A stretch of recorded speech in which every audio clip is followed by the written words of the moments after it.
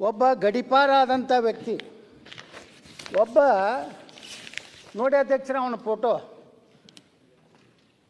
ಪಿಸ್ತೂಲ್ ಹಿಡ್ಕೊಂಡು ಫೋಟೋ ತೊಗೊಂಡು 3-4 ಕೊಲೆ ಮಾಡಿದಂಥ ವ್ಯಕ್ತಿಯನ್ನು ಬಿಜಾಪುರದ ಸರ್ಕಾರಿ ಅಭಿಯೋಜಕರನ್ನಾಗಿ ಇವತ್ತು ಸರ್ಕಾರ ನೇಮಕ ಮಾಡಿದೆ.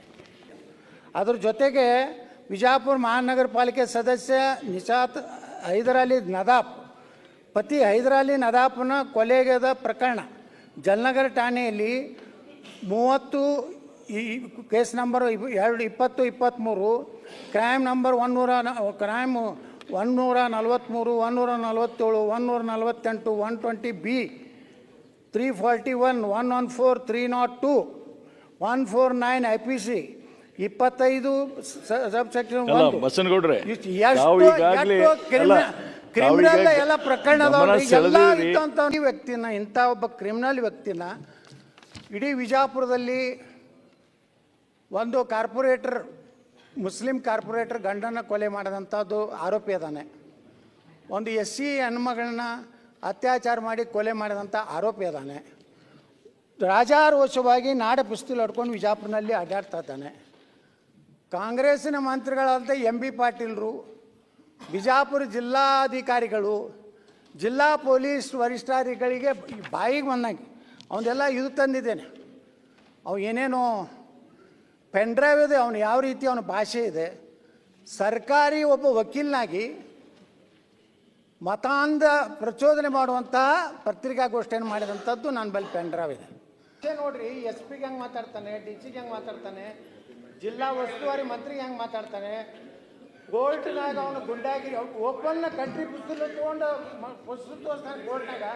ಅವನನ್ನ SK ಪಾಲ್ ಸಾಹೇಬ್ರು ಇವತ್ತು ಸಮರ್ಥನೆ ಮಾಡ್ಕೋತಾರಂದ್ರೆ ನಾನು ಧರಣಿ ಮಾಡ್ತೇನೆ.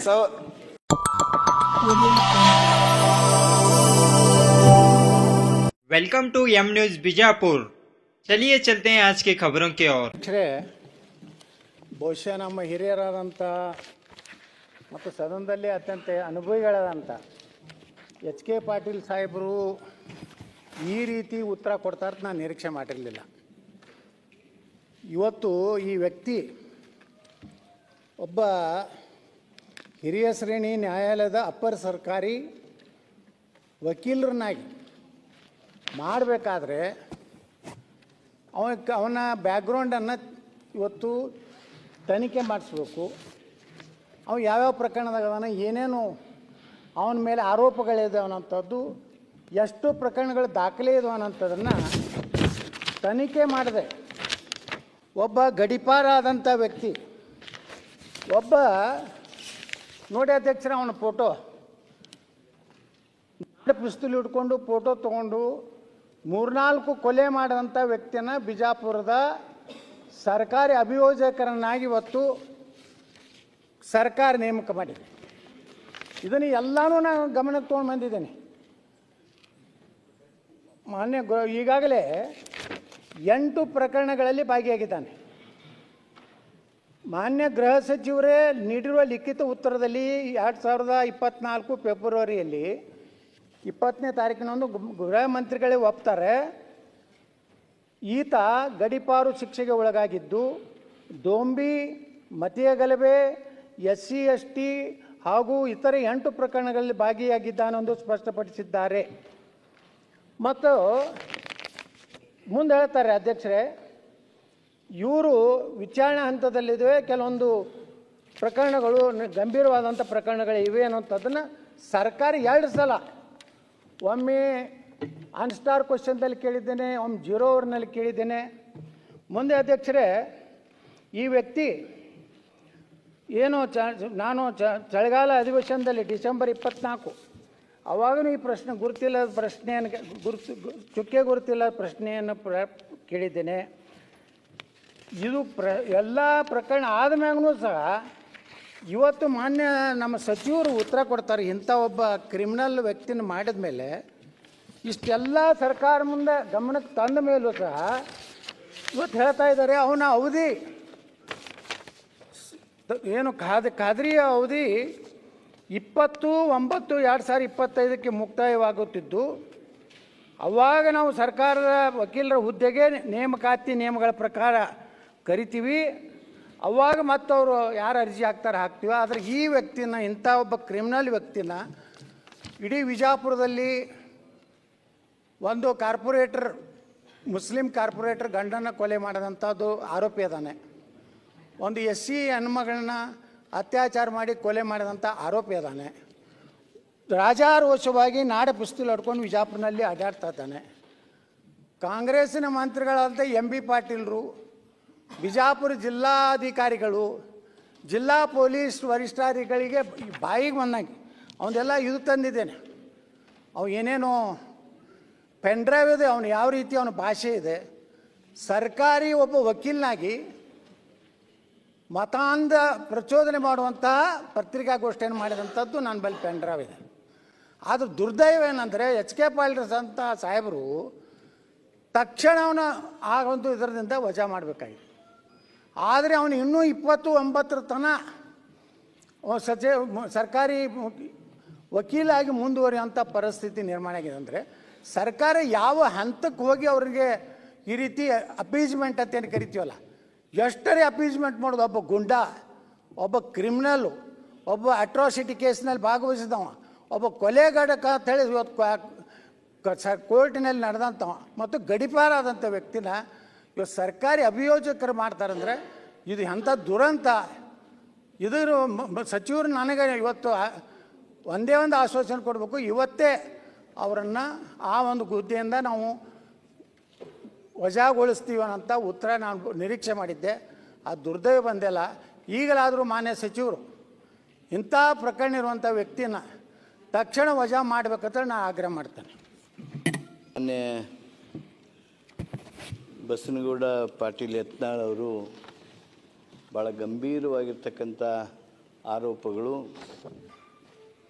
ನಾವು ಏನು ಸರ್ಕಾರಿ ವಕೀಲರನ್ನು ನೇಮಣಿಕೆ ಮಾಡಿದ್ದೇವೆ, ಅಪರ ಸರ್ಕಾರಿ ವಕೀಲರನ್ನು ಅವ್ರ ಬಗ್ಗೆ ಮಾಡಿದ್ದಾರೆ.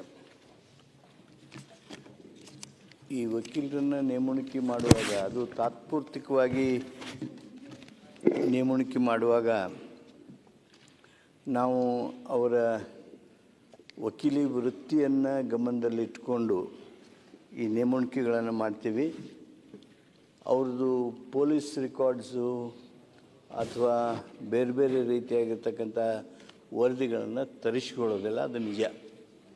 ಆದರೆ ನಾವು ಕಾಯಮಾಗಿ ಅಪರ ಸರ್ಕಾರಿ ಆಗಲಿ ಅಥವಾ ಸರ್ಕಾರಿ ವಕೀಲರನ್ನಾಗಲಿ ನೇಮಣಿಕೆ ಮಾಡುವಾಗ ನಾವು ಜಿಲ್ಲಾ ಅಧಿಕಾರಿಗೆ, ಡೆಪ್ಟಿ ಕಮಿಷನರ್ಗೆ ಅವುಗಳನ್ನು ನೋಟಿಫೈ ಮಾಡಬೇಕು. ಆಮೇಲೆ ಜಿಲ್ಲಾ ನ್ಯಾಯಾಧೀಶರೇನಿರ್ತಾರೆ ಅವರಿಂದ ಪಟ್ಟಿ ತರಿಸ್ಕೋಬೇಕು ಅನ್ನುವಂಥ ನಿಯಮಗಳಿವೆ. ಆ ನಿಯಮಾನುಸಾರ ನಾವು ಮಾಡ್ತಿರ್ತೀವಿ.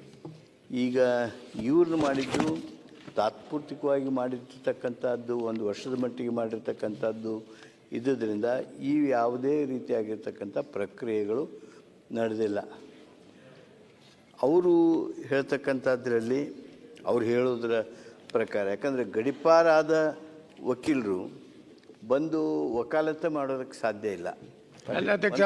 ಕೋರ್ಟಿಂದ ಸ್ಟೇ ತೊಗೊಂಡು ಬಂದರೆ ಮಾಡ್ತಾರೆ ಅವರು. ಒಂದು ಸೆಕೆಂಡ್ ಇಲ್ಲ, ಇದು ಒಂದೇ ಪ್ರಕರಣ ಅಲ್ಲ ಮಾನ್ಯ ಸಚಿವರೇ. ಅಲ್ಲ ನೋಡ್ರಿ, ಅವನ ಮೇಲೆ ದಲಿತ ಮಹಿಳೆ ಮೇಲೆ ಹಲ್ಲೆ ನಡೆಸಿದ್ದು ಕಿರುಕುಳ ಪ್ರಕರಣ ಈಗ 143, 147, 448, 427, 323, 324, 354, 355, 307, 392, 363, 504, 149 IPC 3 subsection 1 SC/ST Pay Amendment Act 2015 FRI ಅದನ್ನಾಗಿದೆ. ಅದ್ರ ಜೊತೆಗೆ ವಿಜಾಪುರ ಮಹಾನಗರ ಪಾಲಿಕೆ ಸದಸ್ಯ ನಿಶಾತ್ ಹೈದರಾಲಿ ನದಾಫ್, ಪತಿ ಹೈದರಾಲಿ ನದಾಫ್ನ ಕೊಲೆಗದ ಪ್ರಕರಣ ಜಲನಗರ ಠಾಣೆಯಲ್ಲಿ 30 case number 2023, crime number 143, 147, 148, 120B, 341, 114, 302, 149 IPC 25 subsection 1. ಬಸನಗೌಡ್ರೆ, criminal ಎಲ್ಲ ಪ್ರಕರಣ ಎಲ್ಲ ಇತ್ತು ಅಂತ ಆ ಮಾಹಿತಿ ನೋಡಿಲ್ಲ. ಅಲ್ಲ, ಮಾಹಿತಿ ಕೊಟ್ಟಿದ್ದೀರಿ. ಮಂತ್ರಿಗಳ ಉತ್ತರ ಇಂತ ಒಬ್ಬ ಸರ್ಕಾರಿ ವಕೀಲನಿಂದ ನ್ಯಾಯ ಹೆಂಗ್ ಸಿಗ್ತದೆ? ಅಲ್ಲ, ಅವ್ರ ಮಂತ್ರಿಗಳ ಉತ್ತರ ಮುಗಿಲಿ. ಅದೇ ಹೇಳ್ತಾ ಇದ್ದೀನಿ. ಮಂತ್ರಿಗಳ ಉತ್ತರ ಹಿಂದೂ ಸತೆ ಗಮನ ಸೆಳೆಯೋ ಸೂಚನೆ ಅವ್ರು ತೊಗೊಂಬಂದಾರ, 0 ಅವರ್ದಾಗ ಮಾತಾಡ್ಯಾರ. ಅದಕ್ಕೆ ಇಮಿಡಿಯೇಟ್ಲಿ ಮಿನಿಸ್ಟರ್ ಆಕ್ಷನ್ ತಗೊಳ್ಳಿ ಅಂತ ಏನು ಒಂದ್ಸತಿ ಲಕ್ಷ ಇಲ್ದಂಗ ಆಗಿರ್ತಾವ. ಈಗ ಅವ್ರ ಅಪಾಯಿಂಟ್ಮೆಂಟ್ ಮಾಡ್ಯಾರಂದ್ರೆ ಅವ್ರಿಗೆಲ್ಲ ಗೊತ್ತಿದ್ದು ಮಾಡಿರ್ತಾರಂತೆ ನಾವೇನು ಹೇಳಿರೋದಿಲ್ಲ. ಈಗ ಅವ್ರ ಗಮನಕ್ಕೆ ತೊಗೊಂಬಂದಾರ, ಅವ್ರು ಹಿಂದೂ ತೊಗೊಂಬಂದಾರ, ಇಮಿಡಿಯೇಟ್ಲಿ ಅದ್ರ ಮೇಲೆ ಆಕ್ಷನ್ ತಗೊಂಡು ಅನೌನ್ಸ್ ಮಾಡ್ಬಿಟ್ರೆ ಆಯ್ತು ಮಂತ್ರಿಗಳು. ಎಚ್ ಕೆ ಪಾಟೀಲ್ ಅಂತವ್ರು ಸ್ವಲ್ಪ ಗಮನಿಸಬೇಕು. ಆ ರೀತಿಯ ವ್ಯಕ್ತಿ ನಿಮ್ಗೆ ಅಗತ್ಯ ಇದೆಯಾ ಅಂತ ಅಲ್ಲಿ ಪ್ರಾಸಿಕ್ಯೂಟರ್ ಆಗುವಂತ ಅವಶ್ಯಕತೆ ಇದೆಯಾ? ಬಹಳ ದರ್ದಿದೆಯಾ ಅಲ್ಲಿ? ಅಷ್ಟೇ ಅಲ್ಲ ಅಧ್ಯಕ್ಷ, ಅವನ ಬಹುಶಃ ಇಷ್ಟೆಲ್ಲ ಕೇಸಲ್ಲಿದ್ದವನಿಗೆ ಎಕ್ಸ್ಪೀರಿಯನ್ಸ್ ಇದೆ ಕೇಸ್ ನಡೆಸಲಿಕ್ಕೆ ಅಂತೇಳಿ ಏನಾದ್ರು ಸರ್ಕಾರ ಇಲಾಖೆ ಗಮನಿಸಿದ್ಯಾ ಅಂತ ಏನೋ ನೀವು ಸಂದೇಶ ಕೊಡ್ಬೇಕು. ಏನಿದು ಈ ರೀತಿಯವ್ರನ್ನೆಲ್ಲ ಸರ್ಕಾರಿ ನೇಮಕ ತಾತ್ಪೂರ್ತಿಕವಾಗಿರ್ಲಿ ಪರ್ಮನೆಂಟ್ ಆಗಿರ್ಲಿ ಆಯ್ಕೆ ಮಾಡೋ ಕ್ರಮ ಹೇಗೆ ಸರ್? ಅವ್ರು ಮಾತಾಡ್ಲಿ, ಮಿನಿಸ್ಟರ್ ರಿಪ್ಲೈ ಮಾಡ್ತಾ ಇದ್ದಾರೆ. ಮಾನ್ಯ ಅರಗ್ ಜ್ಞಾನೇಂದ್ರ ಅವರು ಗೃಹ ಸಚಿವರಾಗಿ ಕೆಲಸ ಮಾಡಿದವರು, ಸಾಕಷ್ಟು ಅನುಭವ ಹೊಂದಿದವರು ನೀವು. ನಾನು ನಿಮಗೆ ವಿವರವಾಗಿ ಹೇಳಿದೆ ಯಾವ ಸಂದರ್ಭದಲ್ಲಿ ಮಾಡಿದ್ವಿ. ಆಮೇಲೆ ಈ ವಿವರ ಅವ್ರು ಏನು ಹೇಳ್ತಾರೆ ಅವು ಯಾವುವು ನಮ್ಮ ಗಮನಕ್ಕೆ ಬಂದಿರೋದಿಲ್ಲ. ಈಗ ಅವರು ಆ ವಿಚಾರವನ್ನು ತಂದಿದ್ದಾರೆ. ನಾನು ಪ್ರಾಮಾಣಿಕವಾಗಿ ನಮ್ಮ ಅಧಿಕಾರಿ ಕೊಟ್ಟಿರ್ತಕ್ಕಂಥ ಹೇಳಿಕೆಯನ್ನು ಹೇಳುವಾಗೂ ಸಹಿತ ಅವರ ಅವಧಿ ಮುಗಿಯೋದಕ್ಕೆ ಬಂದಿದೆ. ಆಮೇಲೆ ಈಗ ನಮ್ಮ ಒಟ್ಟು ವ್ಯವಸ್ಥೆಯೊಳಗೆ ಈಗ ನೇಮಣಿಕೆ ಮಾಡೋದು ತೆಗೆಯೋದು ಇವಕ್ಕೆಲ್ಲಕ್ಕೂ ವಿಚಾರಣೆ ಏನೇನು ಎಲ್ಲ ಬರ್ತದೆ. ಆಮೇಲೆ ಅವ್ರು ಏನು ಹೇಳಿದರು ಗಡಿಪಾರ ಆಗಿರ್ಬೋದು, ಅವ್ರು ಹೇಳಿದ್ರಲ್ಲಿ ನಾನು ಅದು ಇಲ್ಲ ಅಂತ ಹೇಳೋದಿಲ್ಲ. ಆದರೆ ಅವುಗಳಿಗೆ ಸ್ಟೇ ಇದ್ದರೆ ಏನು ಮಾಡ್ತೀರಿ ನೀವೇ ಹೇಳಿ ಜ್ಞಾನೇಂದ್ರ ಅವರೇ?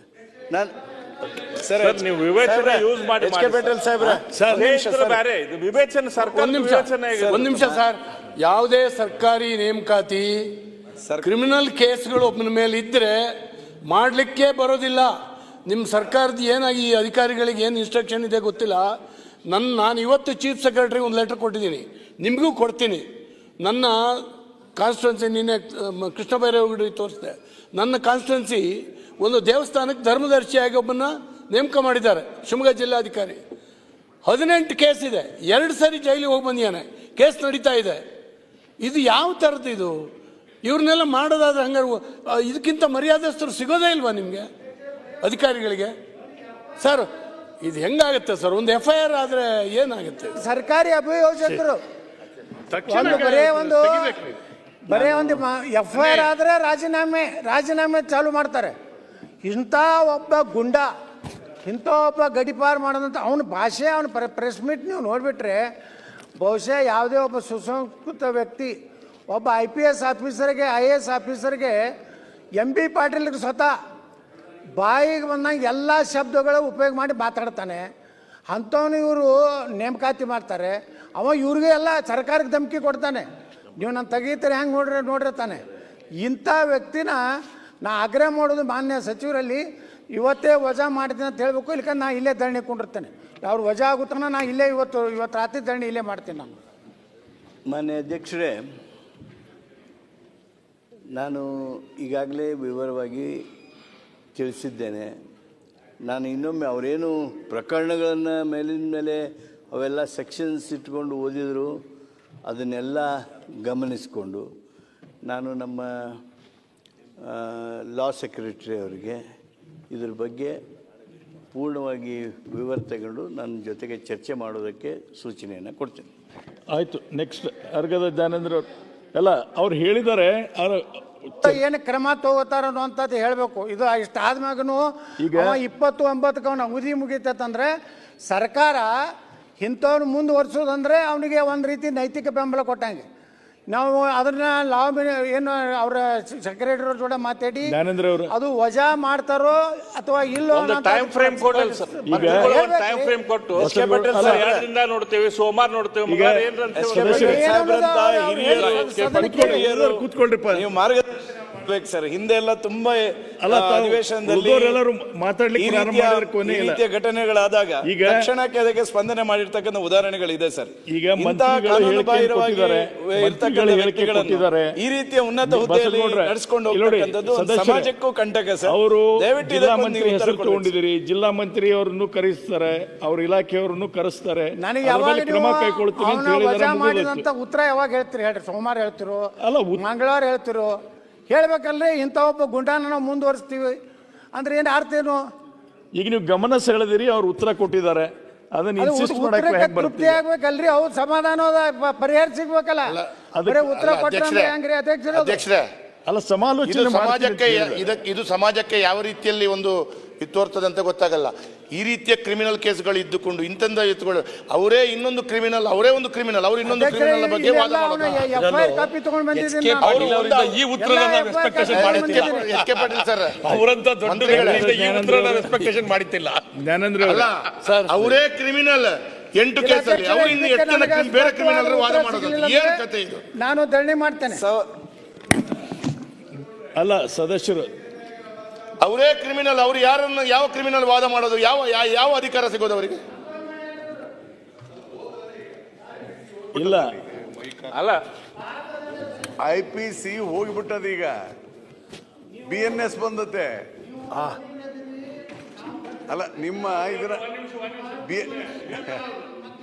ಅಲ್ಲ, IPC ಬಸವಗೌಡ್ರೆ, ಸೆಕ್ಷನ್ ಉಳಿದಿಲ್ಲ ಅಂತ ಹೇಳಿದೆ. ಅಲ್ಲ, ಎಚ್ ಕೆ ಪಾಟೀಲ್ ಸರ್ ದಯವಿಟ್ಟು ಹೇಳ್ಬಿಟ್ಟು ಒಂದು 4 ದಿನದಾಗ ವಿಚಾರ ಮಾಡಿ ಹೇಳ್ತೀವಿ. ಯಾವ ಸೆಕ್ಷನ್ ಉಳಿದಿಲ್ಲ ಅಲ್ಲ, ಎಚ್ ಕೆ ಪಾಟೀಲ್ ಸಾಹೇಬ್ರ ಕಡೆಯಿಂದ ಹೇಳಿದ್ದಾರೆ. ದಯವಿಟ್ಟು ನಾವು ಈ ಉತ್ತರ ಅಪೇಕ್ಷೆ ಮಾಡಿಲ್ಲ ಸರ್. ನೀವು ಕೂಡ ಇವತ್ತು ಉತ್ತರ ನಿಜವಾಗ್ಲೂ ಪಾಪ. ನಾಳೆ ಎಂತವರನ್ನ ಮಾಡಬಹುದು, ಎಂತವರನ್ನ ಮಾಡಬಹುದು. ಶಿವಲಿಂಗೇಗೌಡರು ಹೋಗ್ಬೇಕು ಅರ್ಜೆಂಟಾಗಿ. ಅರ್ಗದ ಜ್ಞಾನೇಂದ್ರ ಅವರು. ಅಲ್ಲ ಸರ್, ಅದಕ್ಕೆ ಬಂದ ಏನು ಹೇಳಿ ಇವತ್ತಿನ ದಿನ ಅಂತ ಎಚ್ ಕೆ ಪಾಟೀಲ್ ಸಾಹೇಬ್ರು ದಯವಿಟ್ಟು ಇದಕ್ಕೆ ನಮ್ಮ ಕಾಂಗ್ರೆಸ್ ಸರ್ಕಾರದಲ್ಲಿ ಇಂಥ ಕ್ರಿಮಿನಲ್ಸ್ ಗಳನ್ನ ಹಾಕೊಳ್ತೀರಿ ಅಂತ ಹೇಳ್ತೀರಾ ಸರ್? ಇಲ್ಲ ಕೇಳ್ರಿ. ಅಲ್ಲ, ನಾ ಹೇಳಿದೆ, ಅವರು ನ್ಯಾಯಾಲಯದೊಳಗೆ ಬಂದು ಆರ್ಗ್ಯೂ ಮಾಡಬೇಕಾದ್ರೆ ಸಹಜವಾಗಿ ಏನಾದರೂ ಕಾನೂನಿನ ನಿರ್ಬಂಧನೆ ಅದರೊಳಗೆ ಬಂದಿರಬೇಕು, ಇದೆ ಸ್ಟೇ ಬಂದಿರಬೇಕು, ಮತ್ತೊಂದು ಬಂದಿರಬೇಕು, ಏನಾದರೂ ಇರಬೇಕು.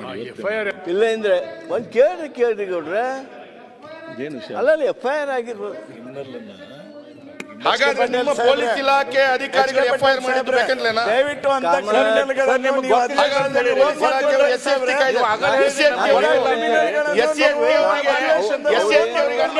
ನೀವು ರಕ್ಷಣೆ ಕೊಡ್ತೀರಾ? ದಲಿತ ಸಮಾಜ ಈ ರೀತಿಯ ಕ್ರಿಮಿನಲ್ಗಳನ್ನು ನೀವು ಸದನದಲ್ಲಿ ಓನ್ ಮಾಡಿಕೊಂಡಾಗ ಆಗುತ್ತೆ. ಆ ಎಲ್ಲ ವಿವರಗಳನ್ನ ತರಿಸ್ಬೇಕು. ಈಗ ಅಲ್ಲ, ಹಿಂದೂ ಅದನ್ನೇ ಅವ್ರು ರಿಪ್ಲೈ ಕೊಡ್ಲಿ, ನೀವು ಕೂತ್ಕೊಳ್ಳಿ. ಮಂಜುನಾಥ್ ಬೇದ್ವಾಸ್